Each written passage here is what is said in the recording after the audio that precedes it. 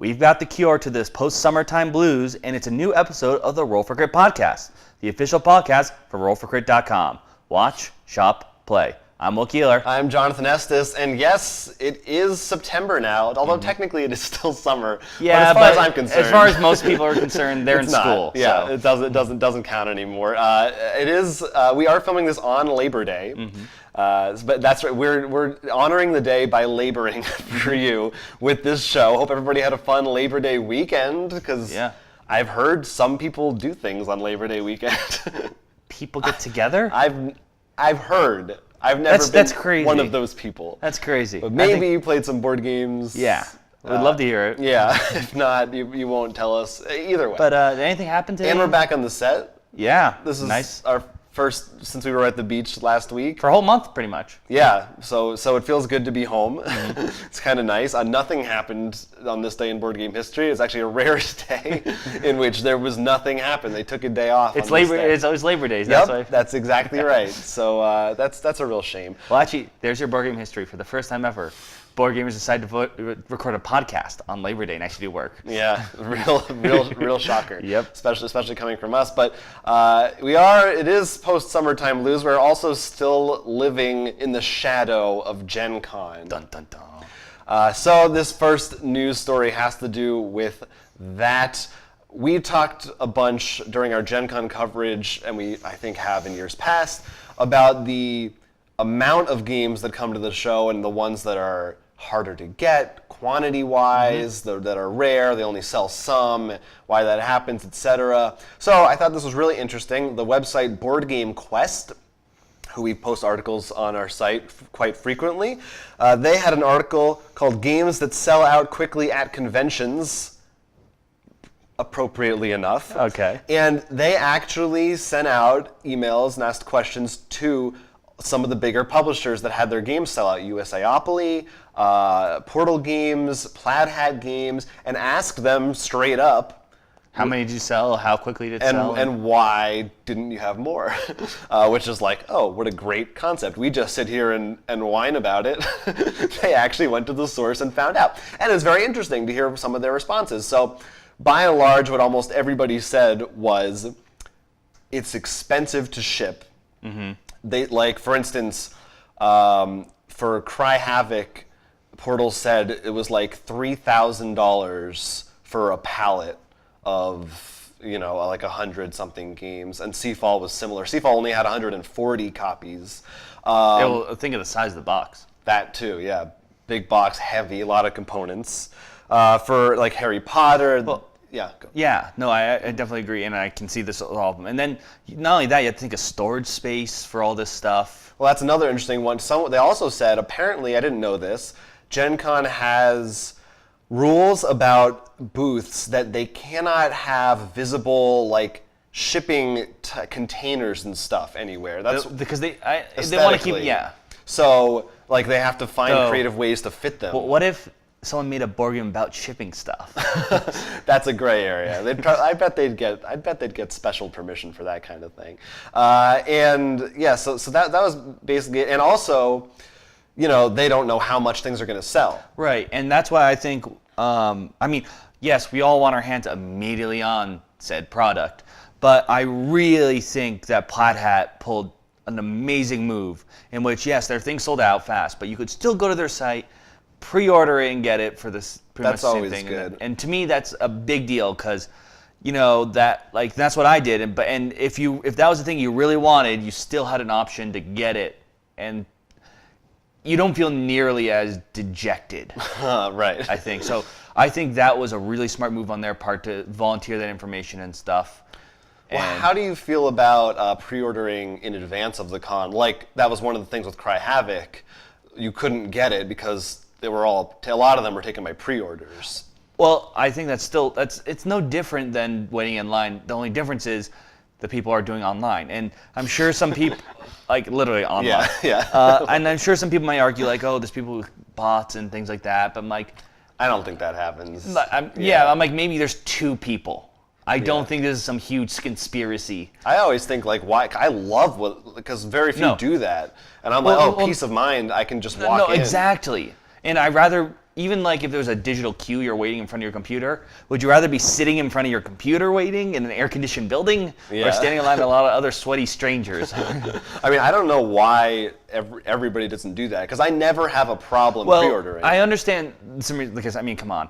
The rush to the Harry Potter booth has to be a whole bunch of like press and stuff. That's true in a way, yeah, I guess. I think it depends how big your booth is. Like, Portal games usually don't have that big of a booth, relatively, compared to like Fantasy Flight, which takes up like, half the convention center. Right.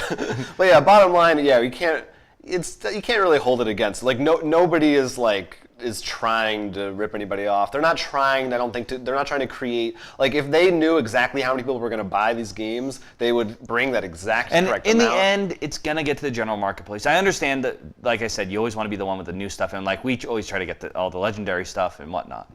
But for me, I guess I only get annoyed if it relates to promos and stuff, especially if you couldn't get the Gen Con and something like that. Like, you wouldn't be able to. Maybe if you can buy it later for $5, that's fine, like a Board Game Geeks site. But if it was like something only here, and I'm not talking about some alternate art, like from winning a tournament, we're talking about like a new character or something that throw in there. That's the only thing I think that when I get a little annoyed about. Right. The other one's like, you're gonna get it, just have patience. I mean, yeah, it stunk that you can get the Harry Potter game, for example. But it's like, it comes out this month.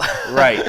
No big deal. And and not only that, like with all the other stuff we got, we're like, well, we still got all this other great stuff. I mean, and I'm really excited. I think Harry Potter's really, out of the list of you said, probably Harry Potter's the only one we didn't get.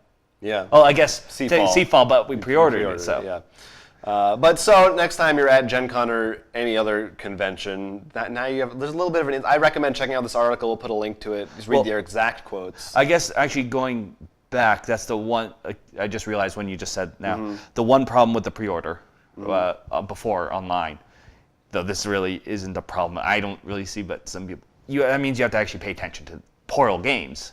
You can't just wait for Gen Con to show up and be ready there. You got to be online knowing. True. But to me, that's not really it's like such a small price to pay for that. Because I feel like if you're a person who would buy Cry Havoc and would be disappointed you couldn't get it, then you're probably following Portal games. Right. It's not like a... No, it's technically, but it's not like... Yeah, I could see... I mean, I could see that argument for sure. But honestly, it's like the benefits outweigh so much more. Games. Characters. Well, anyway... That's it. So that problem's not going to be solved. Sorry. Just get there early and maybe stab some people. No. Trample. That's a good one too. Now, moving on to world international news, as we've been doing lately. This is a news section every week. Peace in the Middle East has come about. Yes, I heard of it. Thanks to tabletop games. This is true, people. In Jerusalem, they held a backgammon tournament cross between Palestinians and Israelis coming together peacefully playing backgammon. They held it it was like 3 or 4 nights. They had an attendance of 150 plus people each night. It was a big success. And, there's articles about it, about how this is like kind of this community thing that shows another side to this conflict, that there are people living in this community that want to come together, and board games helped them do it. Well, yeah, and I think this reminded me a lot of actually watching the Olympics. Like, I know at first, like, early on, you're always cheering for, for example, us, USA. But at the same time, I'm just happy to see everyone get along and stuff. Yeah, it's sort of like in sports, whether it's like the sports in the Olympics or even board games and stuff or video games, it's sort of like you've come to it, you've agreed to a rule set, and I think it shows how these people, like a lot of these conflicts, probably involve so many innocent people who really aren't like the issue. It's more like probably like 5 or 6 people higher up or something, but like right. It's like in any war or conflict, there's always civilians that aren't. It's not like the whole country is united as a front against the other one. They're not a hive mind. Yeah. Yet. Yeah, someday.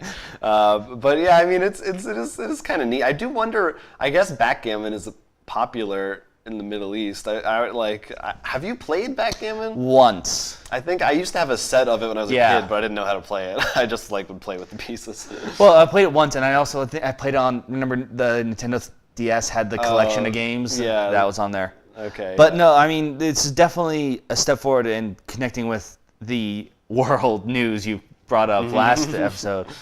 I really do want, I understand why they started this game, but I really want to see more come together, and then maybe even bring their own culture and religion, so even other people can understand or see, or it's not just always here's the German or the USA or. Yeah, no, it's awesome when that happens. We support diversity. We take support a bold stance. We support everyone playing board games too. But one thing for next time, they shouldn't do a diplomacy tournament, because that will escalate things even further. No one in their own country should do a diplomacy tournament. That would be the opposite. Backgammon is as cutthroat as you want to go. Even chess. No, chess is okay. People have made fake photos to blackmail other people in diplomacy. It's bad news. It's very bad news. But that was good news. So, peace. And you want to talk about a little bit. I believe there were some spoilers. Yes, another convention, PAX the West, I think it's called now, PAX Sure. Prime. Okay. It came out, and there was Magic the Gathering with their revealing their new set, Kaladesh.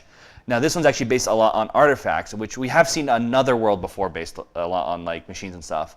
But instead of that one, which was literally robots and stuff, metal flesh, this was more based on inventors. Okay. And there's Magic's actually considered barbaric there. They would look at The art form, not the card game. Yes, I don't think they know about the card game. I don't think they've broken that wall. That's gonna be someday. They're gonna be we have nothing left. That's when they get Deadpool. Yeah.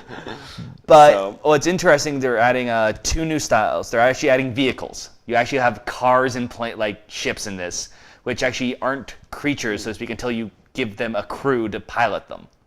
Huh. So you actually need people to go into them, and they actually have specific cards that are pilots, drivers. There's a crazy race car driver, which if he's in a vehicle, he or she's in a vehicle, it boosts the vehicle up because they're driving crazy. So they basically act like creatures, but they Can't do anything until someone's driving them. Interesting. Interesting. And are they how advanced is this technology? You said a race car.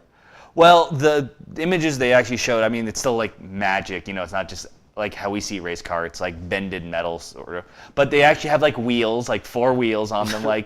They look almost really honestly, outside of maybe rubber tires, like I said, the wheels are more like discs. They look sort of like a concept art for those, when you see crazy concept art for Ford or for their new car stuff. Almost like that mixed with Tron. That's what it looks like. Is this the furthest technologically that they've gone in a Magic set? I guess you can art. Well, robots, I guess. Well, they were. It's almost like they were robots, but they're more Magically controlled. They're more they're more like golems, I would guess I'd say. Not in the sense of robots you think Terminator. Right. As far as I know, there's no internet or anything like that in any of their. But then you could argue the telecommunication. It's with Magic, you sort of. It's hard to. Well, I feel like but this is definitely the line. closest, Yeah. I would say, to our world, which is very interesting to see. Sort of. Would you want to see a Magic set that was modern day? I don't think it'd be weird. No, but I do. What I do like actually, and it's sort of connected to this. They release they used to do books, but now they release little stories online, short stories. And right before this set, really, they released a short story about the 5 main planeswalkers sort of living together. And instead of it being this epic, fight and, that they talk of, it's 3 months after their big fight. And the way they're talking is actually hilarious because one character's they don't have good breakfasts here. It's not big. They need mangoes and stuff. And the other one's what's a mango? And they're oh my God, mangoes are amazing. And it's so funny. It's it was just friends. Yeah, it's friends with planeswalkers. It actually was just so fun to read because it was just imagining all these beings who are known to be the strongest in their world, just chilling in an apartment building, talking about what foods each of them don't know about. That sounds pretty good. Yeah, it was actually really funny. Any particular cards that look really cool mechanically? Well, at first I was a little iffy on the vehicles, but now I actually really like them. The one thing I don't like is that there's also a thing called putting energy tokens in, and it just sounds like almost like complicating the game even more. Like you need more dice to bring with you to a game and stuff. And like one of the reasons I like Magic is you don't need like to bring a whole bunch of other materials with you. You can sort of like an X-wing. Yeah. But we'll see how it plays out. It's definitely, I know a lot of people are excited. They always love heavy artifact sets. And definitely an interesting art style, like I said. Though it's the story itself is actually about whether supposedly the government gives this energy out to everyone equally, but obviously there's probably something not going right there. So we're going to see how this turns out. Probably not good since the next one's called Aether Revolution or Revolt. I can't remember, one of those two, but that sounds like something bad's about to happen. No, it's a nice revolution. When does this come out, Kaladesh? This month, I believe the September 24th is the pre-release. All right. You heard it here first. No, you didn't. You probably already knew.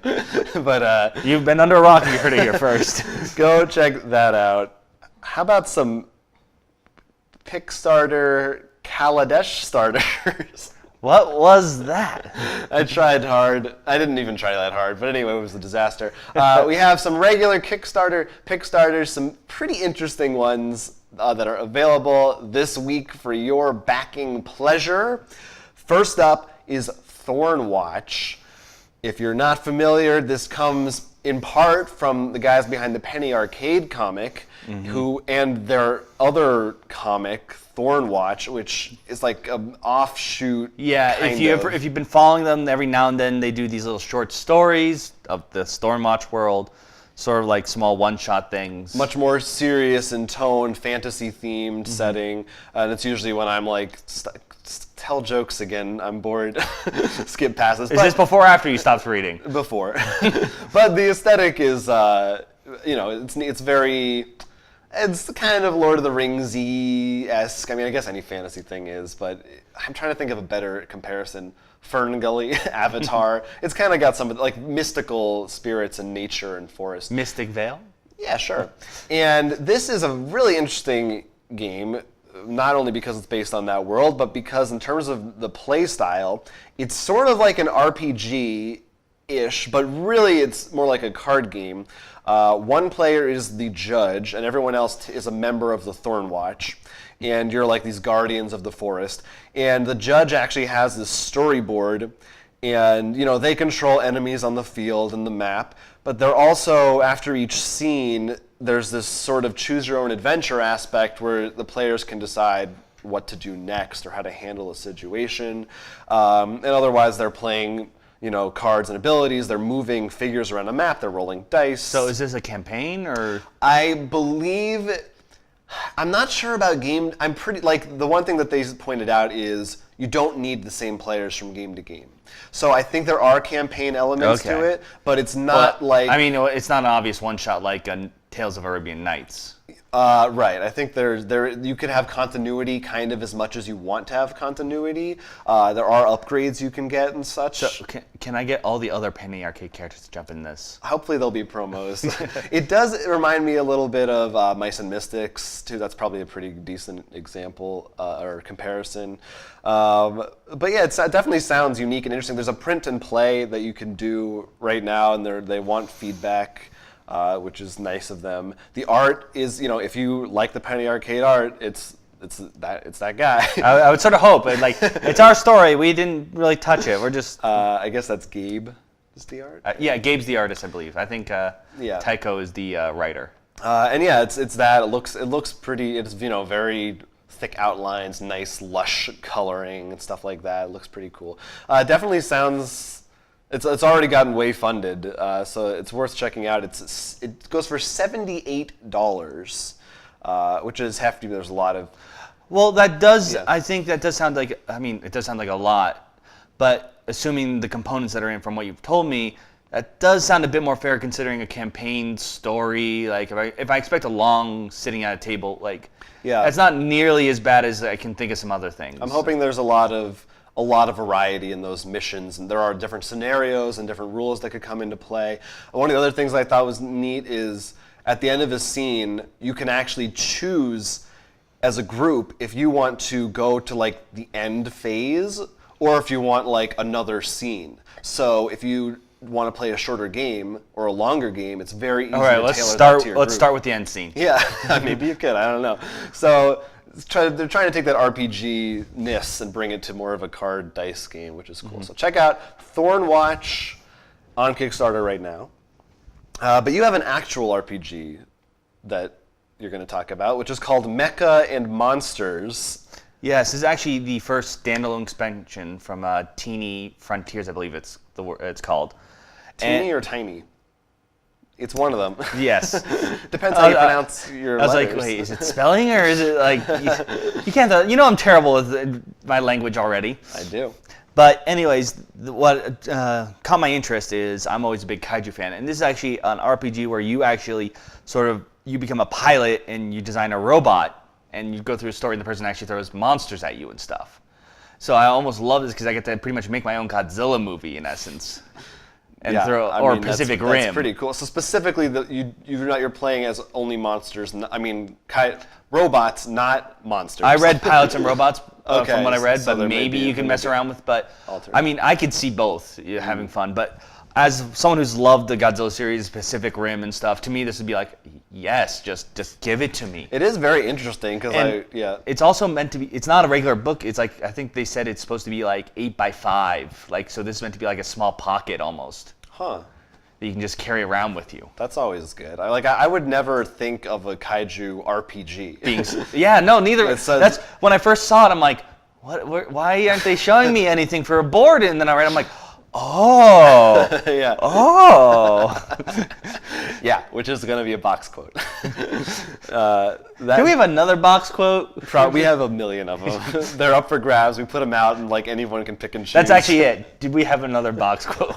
That goes for $25. Yeah, which I think sounds really cool, and definitely something we haven't seen. I feel like we havenn't seen it in RPG No, I mean style. I'm really curious to see how it actually plays because that's in practice because it's not something that's easily adaptable. I feel like to a Pathfinder or D&D you can kind of switch in and out different races or sci-fi fantasy. Like this is a pretty different beast. No pun intended. Not really a pun. Finally, another one involving monsters. It's called Miriam. This is a card game wherein you are trying to create different monsters, perhaps of the kaiju variety, of all kinds of varieties. Essentially, there are 3 types of cards. There's the head, torso, and feet. And as you're collecting cards, you're playing them to build monsters. The goal of the game is whoever has built 5 monsters first wins. But once you've completed one, they each have 1 or 2 abilities on the back. And as soon as one is complete, you go down the entire list and do all of those abilities. So it could be draw cards, play cards. Some of them will say there's a scavenger type where if someone else has an incomplete monster, you just destroy it. So it's basically a race, but what will catch your eye about it is the designs and the artistic side, at least that's what I like about it, and all the different weird combinations you can come up with. Did you ever have one, I feel like we've seen other games like this, but did you ever have, when I was a kid, there was like a book of dinosaurs? I did have Yeah, that. where the flaps come And out. what this reminded me of, I actually backed a game from Sandy Peterson. And in this game, you actually got monster parts. You'd actually have a die you'd roll, and there's like a vampire head, a unicorn head, like a werewolf head. And you actually made a monster that way, too. So I'm noticing this trend of build your creature with cards or dice. And we've kind of seen also that Dastardly Dirigibles game was where you were building your blimp. Yeah, there's sort of people like to mix and match and create something. It's kind of fun. I feel like, did we talk about that game on the show? Yours? I think so. Because it sounds, I've definitely seen concepts like that on Kickstarter before.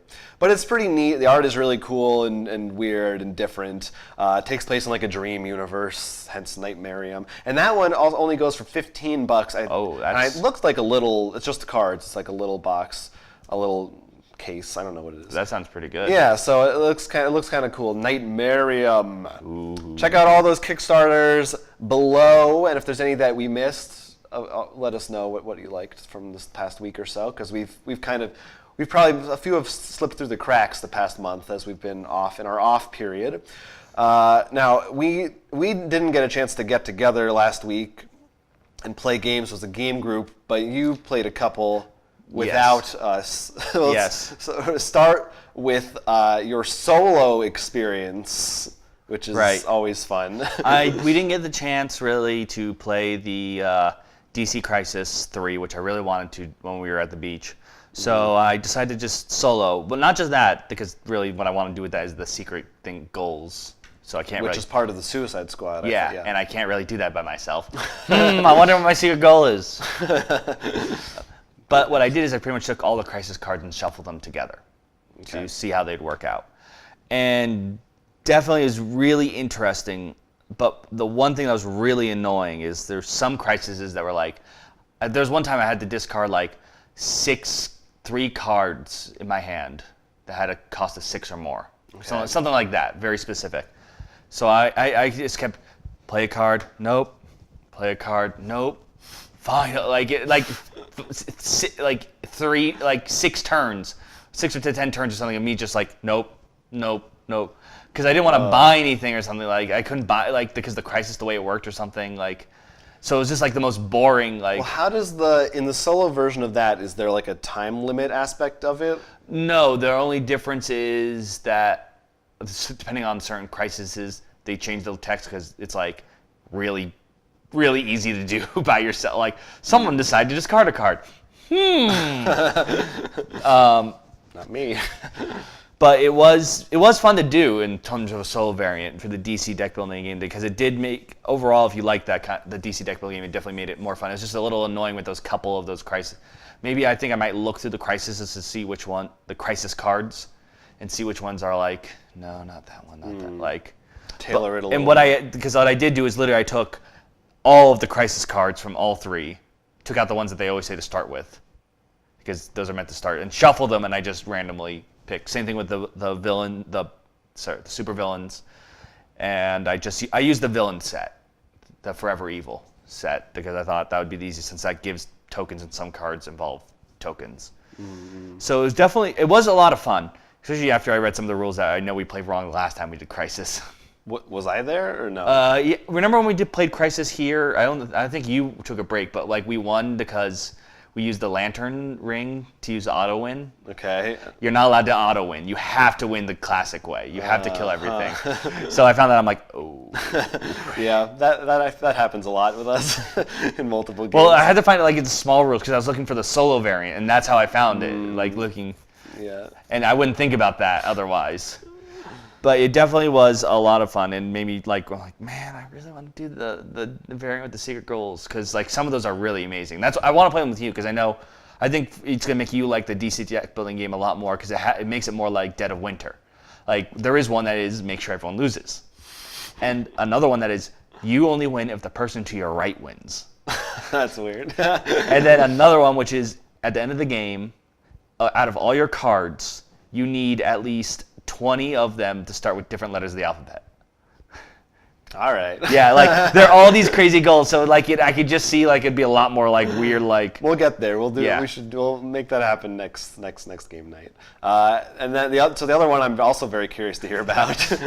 Yes, one of the reasons we didn't do anything this weekend is because my family decided to do a trip to the beach before this, and you had to go to a wedding. It was a big old family fun weekend. I'm assuming you were blackout drunk for most of it.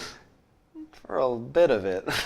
For what you can remember. No board games happened on my side of things. No, but I actually played, I actually played 2. I just remember the other one, but that's something I forgot. Kids drink responsibly. I played Tokaido with my parents, but my whole family also played Mexican dominoes. All right. Which it's sort of weird. It's like involving making trains and stuff. And instead of using, how they go through 1 through 6? They go from like 1 to 12. Huh. It's really weird. So it's not just different rules, it's a whole other set of tiles. Yeah. Okay, weird. But playing Tokaido with my parents was interesting because, especially, my mom can pick up a lot of these, like, I would say, like, maybe not Eclipse or something. But I mean, But who among us can? I think she can pick up some definitely the middle pace games pretty easily. Okay. My dad not so much. But we played. I played basically with the basic rules, even though I had all the expansions because I realized like ease them into it. yeah. And my mom, like outside of just explaining like what each space was to make sure they understand it, I actually lost to my mom. Like she did my usual strategy of collecting all the art, and she beat me to most of them. I was just like, oh, wait, oh wow, what? Like out of nowhere. My dad's one strategy was just donate to the temple once, like all his money, and then he just sort of went. And when he realized it didn't work, he's like, wow. I guess my strategy didn't work at all. It was really funny because he kept jumping straight to the inns. I'm like, you sure you want to do that? That sounds good. But they both enjoy a lot. And the one thing also, because I got the, I don't have the special collector's edition, but I got the thing that pretty much gives you everything from the special collector's edition. Mm-hmm. And we actually played the soundtrack with it, and it was actually really awesome. It was like this beautiful ambient music. I almost had to they're like, can you just leave it here playing? I'm like, I want to keep it. It'd be good to like fall asleep too. Yeah, actually, yeah. But it was actually a lot of fun to still play again. I really want to play the expansions with everyone. Like, I don't think did we play with one of them? I bought all of them at Gen Con. Oh, okay. We didn't have any. Yeah, okay. And there's a lot of fun things like, you remember the farm is where you got your money and stuff? Mm-hmm. You now have the choice to gamble there. You didn't do it, but you get a die, you roll it, and depending on what the symbol says, you get that much more money. Sounds pretty good. Could you lose money on that? One symbol. Okay. So it's like, oh man. Did you? Because you were talking before with the soundtrack that it acts kind of as a timer. Oh, I like it for us because the game suggests 45 minutes. Right. The CD's entire time is 57 minutes. So I'm like, okay, that gives some leeway time. Okay. So that's our timer. When the music stops, we have to be done. But you didn't. For this. Oh no, we finished it really fast. Oh really? Oh yeah. It's because our group is just awful. We have to. Well, I've been working really hard at being like, okay, I'm giving myself a minute 30 or 2 minutes tops, depending on the game. We're working on that. And that's my goal. That's my personal. That's like almost my New Year's resolution with board games. It's to you're not allowed to win if you took a turn that took like 5 hours. It's a really good resolution. But my parents are very quick. My dad, of course, because he's like, I just put money in the temple, I'm already gonna win. But my mom was actually pretty as long as I explained, she's like, what's it? Okay, good. That's what I want to do. So success. Yeah, surprisingly, but definitely a lot of fun. But that was all we did. Hopefully more to come. Hopefully more Tokaido. You and your board game friends. We've got some pretty good viewer comments though from this past week. Actually, some very good ones. Mm-hmm. So that's how we're gonna close our little show out. If you watched last week, I believe you'll recall. I don't remember why, but we made some reference to a band with that always had zombies on. Oh, we're talking about band games. Right, and we remember the name of it after we finished recording. Yeah. So I think Ivan was the one who said it.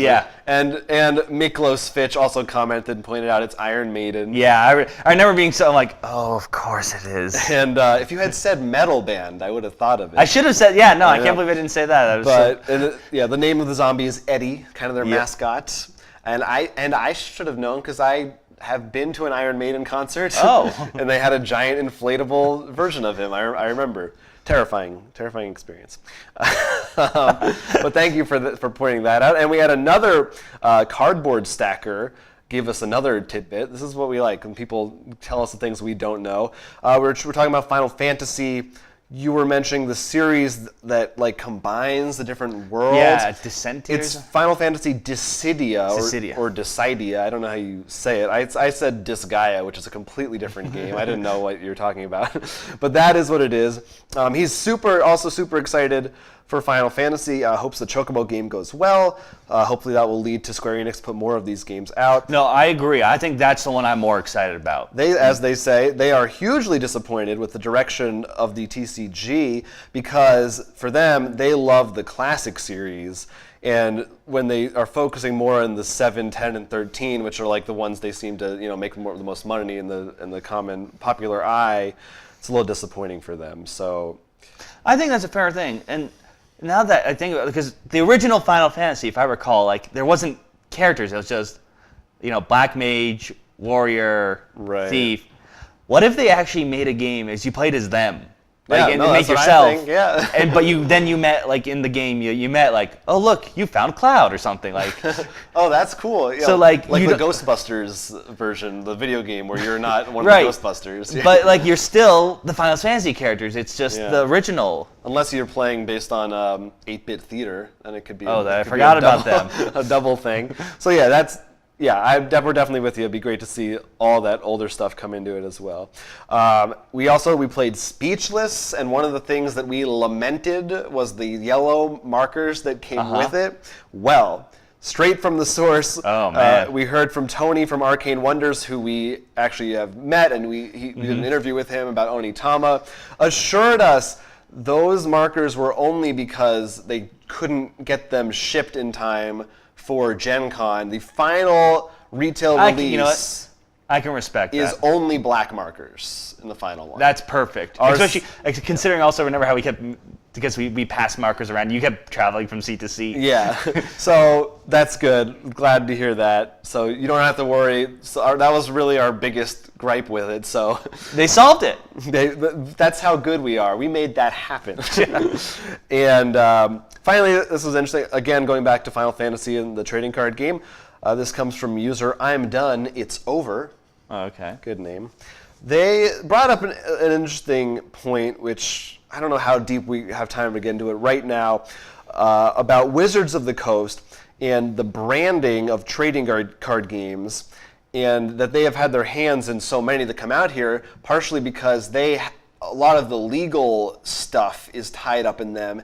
And I tried to look into, I don't know, you might know more than I do. I looked up some of it, but some of it's very ambiguous, that they have a lot of these copyrights on ideas of a collectible card game or trading card game. Well, I know initially, I forget which is which, but collectible trading card game versus trading card game was brought about because Wizard copyright one of them.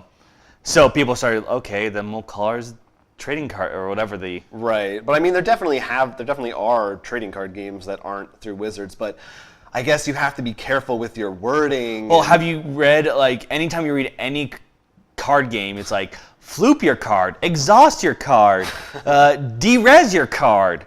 Like, you can just see them dancing around, tapping and, Yeah, oh yeah, I mean, that you see in every game for sure. If there's any copyright lawyers out there, talk to us, or any Wizards of the Coast representatives, talk to us, because apparently every week I'm afraid to bash people anymore because the actual publishers are commenting on our show. It's honestly, I don't think it's bad. It's just there were and just. It's interesting. It's very interesting. They got it before they were, but now they make it's so common to think of it like that. So I wouldn't say it's really a bad thing per se. It's just I think Magic's so big and everyone played it, so that when you think of it, you're like, oh, I'm tapping it. Right. So it just becomes like. It's like Googling. Yeah. And I think it's just that they don't want to lose all their stuff. Like, I think Kleenex and Band-Aids were one like that too. Yeah. Can't blame them. We would love to hear from you guys watching this show, what you think about that. If you have something you want to bring up about Gen Con, about peace in the Middle East, give us your suggestions, your solutions. This is the platform to do it in. The new Magic set coming out. Yeah. Any of the Kickstarters we maybe did talk about or didn't talk about. Or really, we would love a new subject of discussion, a question just related to board games in general. Leave a comment right here on this video, right here on YouTube. We will read them. We read them all. Actually, I got a good thing I'd like to know from. What games have you successfully played with your parents? Good one. Great one. Love that one. Very good one. Unsuccessfully. Yes, I think you've got some good stories of Sheriff of Nottingham. Yeah, I do. We'll share them only if you share it. I think we maybe talked about it in the show a while ago, but we'll bring it up again if you have some good comments. Or you can email us, rollforcrit@gmail.com. And of course, we're in so many other social places, at Roll4Crit on Twitter, Facebook, Instagram. We are everywhere. Down by the street corner, I'm usually hanging out. It's where I sleep. And if you see a guy in a big bird suit, that's Jonathan. That's me. A big bird suit or a big bird suit?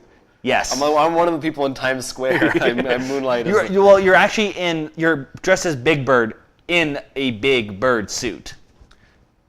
But if you want to buy games or read more news that we've talked about on this show or see any of the videos we post. Yes, the great place to do it, in fact, the only place to do it, is rollforcrit.com. #1 resource for great deals, great games, great prices, great news links. The word great. Yeah, you will find the word great in more places than any other board game site, guaranteed, on rollforcrit.com. No guarantees promised. Yep, that's the fine print. So thanks so much for watching, bringing you into this fall season, as it were. Hope you are having a good Labor Day, or did. This is the show. I'm Jonathan Estes. And I'm Mo Keeler, and as Jonathan said, this is the Roll for Crit podcast.